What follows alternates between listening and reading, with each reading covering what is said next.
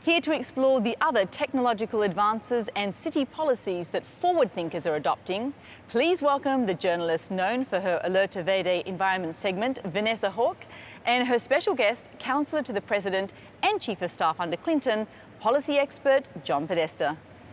Thank you so much, Sarah. It's wonderful to be back, and I want to welcome Mr. Podesta from Washington, D.C. It's great to have you, Mr. Podesta. He's the Counselor to the President in this very important issue. First, it's great to be with you, Vanessa. Wonderful to see you. First, I would like to ask you about Mr. Obama's climate plan. He basically instructed the EPA to develop carbon pollution guidelines, and I would like for you to tell us a little bit, where are we standing on this? Well, the Environmental Protection Agency has released proposed rules to cut carbon pollution from existing power plants by 30% by 2030. We're well on our way through the comment period for that, and the President's determined to get that job done, and that will be a very significant game changer in the United States to push us further along the path to clean energy.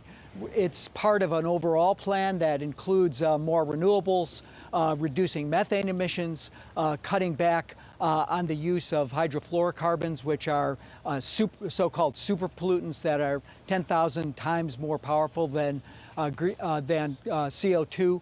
So we have all of our agencies are working to ensure that we get on a clean energy path. I know this plan also includes steps to reduce emissions, obviously encourage developing renewable energy, but also you have to build resilience in the impacts of climate change. How important is this last part of the plan, Mr. Podesta? Yeah, Vanessa, it's a very important point. I think that President Obama, for the first time really last year, really focused on this issue of resilience. You know, right now in Miami, the streets flood when it's not raining. In California is literally on fire and threatening cities like Sacramento and San Diego. So we need to build more resilience into both all across the country and all across the world. And I think that the focus on that includes, for example, we're about to release this afternoon, the Secretary of Housing and Urban Development is going to put out bids for $1 billion in a competition to build resilient projects to deal with the effects of climate change in communities across the country. The President will be at the Ban Ki-moon summit next week, and he'll be making a number of announcements that put America squarely on side of building global resilience, trying to provide public goods to countries around the world, some of whom can't afford to build the kind of resilient tools they need to anticipate the effects of climate change and then begin to build strong societies to do it. So we're looking forward to that summit, and the President will have a lot to say about that question next week. Many say that it's very important that the United States takes a leading role in this conversation next week. What do you think is going to happen with other countries when they see the United States coming on board? Look, I think it's really the United States action more than just the appearances and what we're saying in New York. And in that regard, I think that the climate action plan that the President put forward, he made the commitment for the United States that we reduce our emissions by 17% by 2020. We're on our way to do that. The Clean Power Plan, the power plant rule that we just talked about will get us most of the way there, and the other activities I talked about will get us there, all the way there. And then we got to think about the next decade and what we're going to do after that. And that's, I think, really what this UN summit's all about, which is to increase ambition across the world. The United States has to come forward with a very strong commitment in that regard, but we also need to see commitments from countries like China in particular, but globally all the growing economies have to move towards cleaner energy, better health for their citizens, more investment in these new tools that will build stronger, more vibrant, better cities for their people. Do you think the administration is going to have bipartisan support in this issue?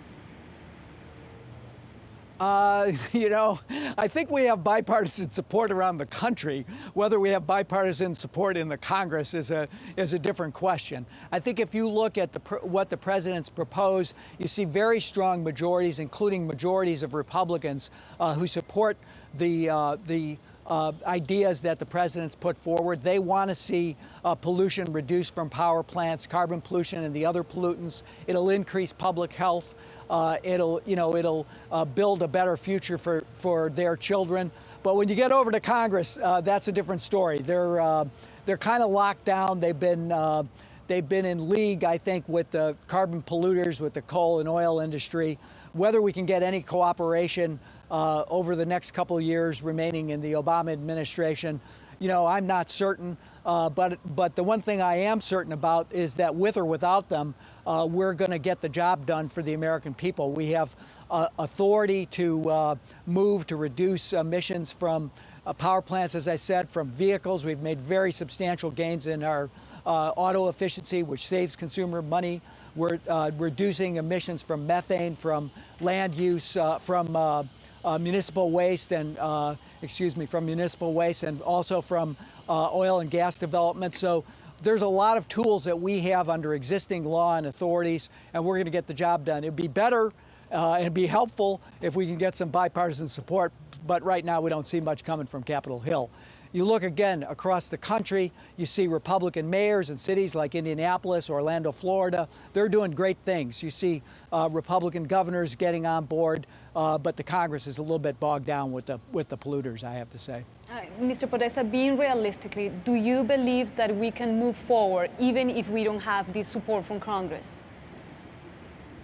I think that eventually the Congress will come to support, clean energy ideas and attack climate change, frankly, because they have to. If you talk to governors out west that are dealing with a tremendous drought in the Colorado River Basin, or people across the country, average citizens, they know we got to come to grips with it. But we have to break the stranglehold of the polluters on, particularly in the Republican House of Representatives. And I think so. Eventually, I think they'll come on board. And right now, what we need to do is, as I said, is take the steps forward that we can, which are very, very substantial. And the president's committed to doing that. And I think that every agency of our government is doing it. We're doing it with public-private partnerships. Yesterday was with a group of many, many companies that made pledges to reduce their use of these super pollutant hydrofluorocarbons that will be the equivalent of taking 700 million metric tons of carbon dioxide out of the atmosphere.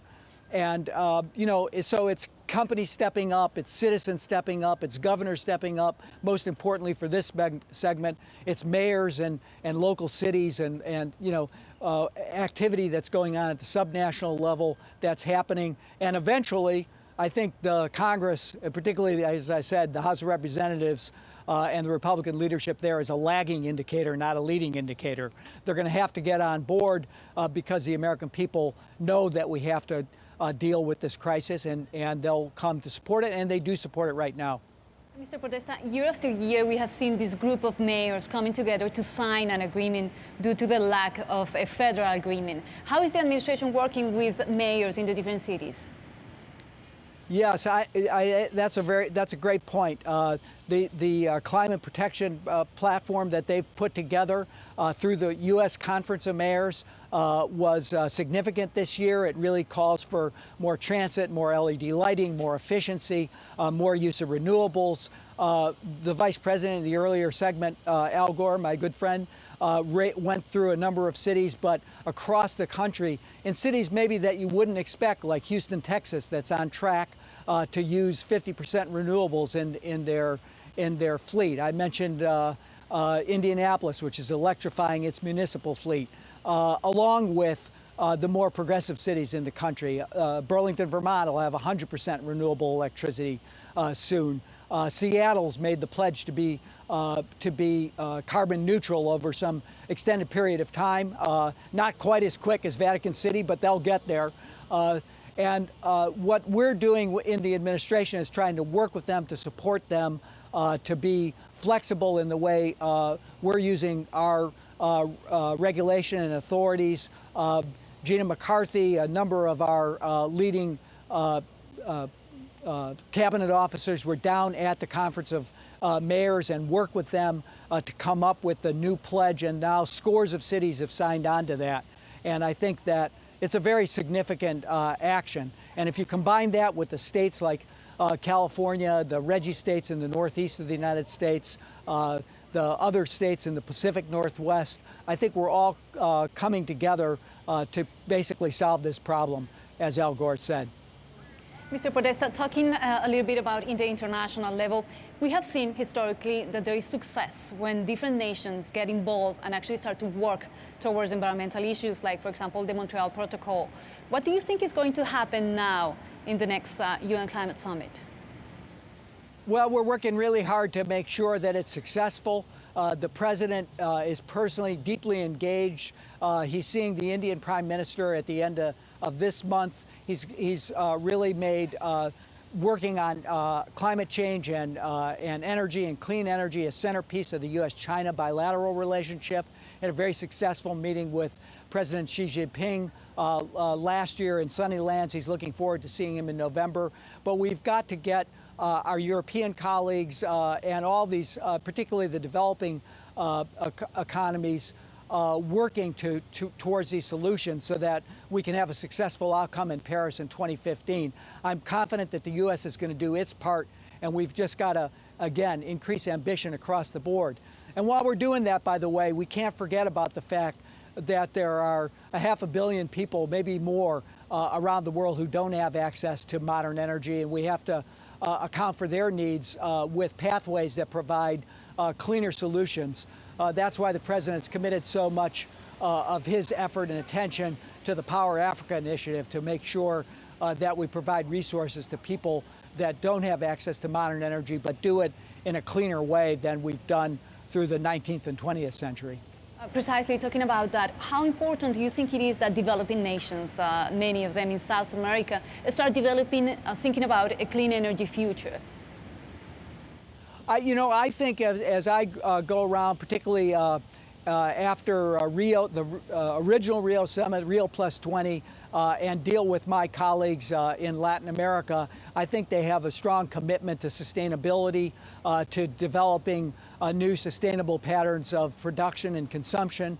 And I think some of our Latin colleagues are the strongest in ensuring that the world comes together to provide sustainability and a future that's going to be a bright one for our children and grandchildren. But they obviously have an important role to play. There's some big energy producers like Brazil. There's leadership on the coming from a new path towards sustainable development from Chile and Colombia and others.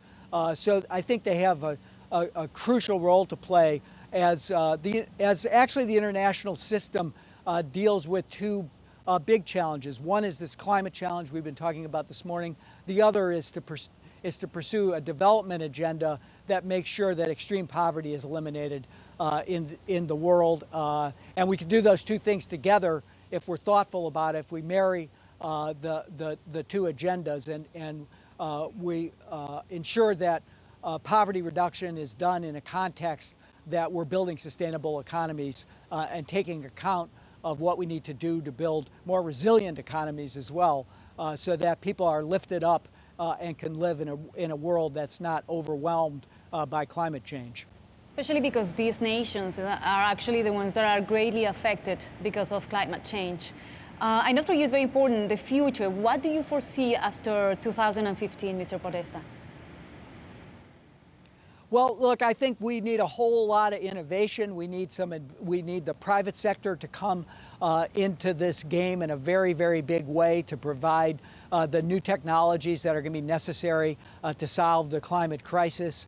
I'll reference back to my comments about the meeting we held yesterday. I mean, companies across the value chain are developing, for example, new refrigerant chemicals that don't do damage to the and don't exacerbate the issues of climate change. We need to distribute those. We need to build the tools to more efficiently use energy in the building sector. The vice president, again, talked a lot about the way we can change the way we heat and cool buildings, the way we produce transportation, all in the cause of reducing energy overall, using more clean energy, and definitely using less dirty energy. That's going to require a lot of innovation. It's going to require support from governments. It's going to require a lot, still additional R&D, but I think if the government, if the public, if the NGO sector and the private sector are working together, we can see that future happen. On a personal level, I wanted to ask you, Mr. Podesta, you have been a long time in Washington. Why do you think there is so much opposition, knowing that climate change is a reality, that scientists are talking about this for a long time? Why do you think there is such a great opposition? Yeah, it's, it actually surprises me, and I have been here a long time, and just when I worked for President Clinton, there were Republicans who understood in Congress, who understood that climate was a challenge, including people like Senator McCain, but I think they've kind of been bullied by the Tea Party and by the right into a position where it's dangerous if you're a Republican these days to stand up and say, we got to tackle this challenge, at least if you're in Congress. If you get out of Congress, if you look at what mayors are doing, what governors are doing, then you have a different kind of conversation. So I think we got to get back really just to some common sense. And in the end of the day, the voters will have a big say in making sure that happens. We've gotten to a place where the partisanship in Washington is particularly deep, but amongst the public, as I come back to this, amongst the public, I think people see this in a much more common sense way. They want clean air for their children. They want to make sure that we're taking care of the earth we've inherited and leave it in a good place. So whether you're talking about people who are coming from different sensibilities, they're united in the desire to have new solutions, clean energy solutions, better technology, and a cleaner future. And I think that if the people on, particularly our friends in the House of Representatives on the other side of the aisle, if they don't wake up to that, I think they won't be in power that long. So ultimately, the U.S. Democracy is pretty self-correcting, and I think we'll self-correct on this problem as well. But we need leadership, and I think that's what President Obama is trying to provide. What would you say to the regular person that is at home watching this broadcast? What can they do to help?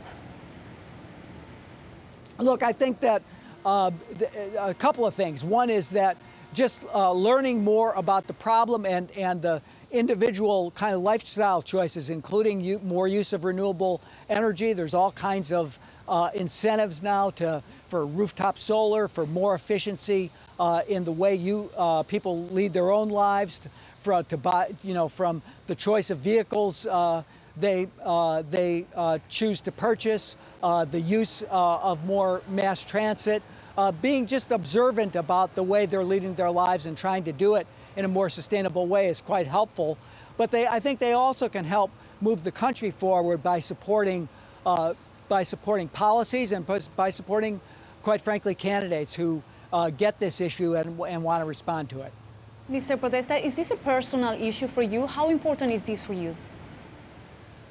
Well, I've gotten really into it probably when I met Al Gore in the White House, and I've been sustained. I was a champion of the environment when I worked for President Clinton.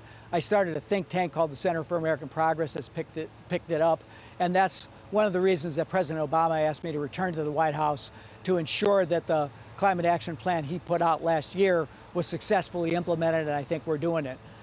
So, I have a couple of grandchildren in California, and hopefully more on the way for my other kids. And, I think about the world they're going to inherit, and I want to make sure that they live a life that is available to them the way mine was to me. I grew up in a kind of blue-collar neighborhood in Chicago. Environmentalism was really just about, could you breathe the air, was there a park to play in, et cetera. That's where people really live. And I think, was the water clean, et cetera. Could you swim in the lake? And, I think every family wants to have for their children, their grandchildren, And I think that's what this fight ultimately is really about, is to provide that kind of future for future generations. Well, and I think we have a moral responsibility to do it. I absolutely agree with you. Definitely, that's a wonderful motivation, and that's our responsibility to leave a better world for our kids.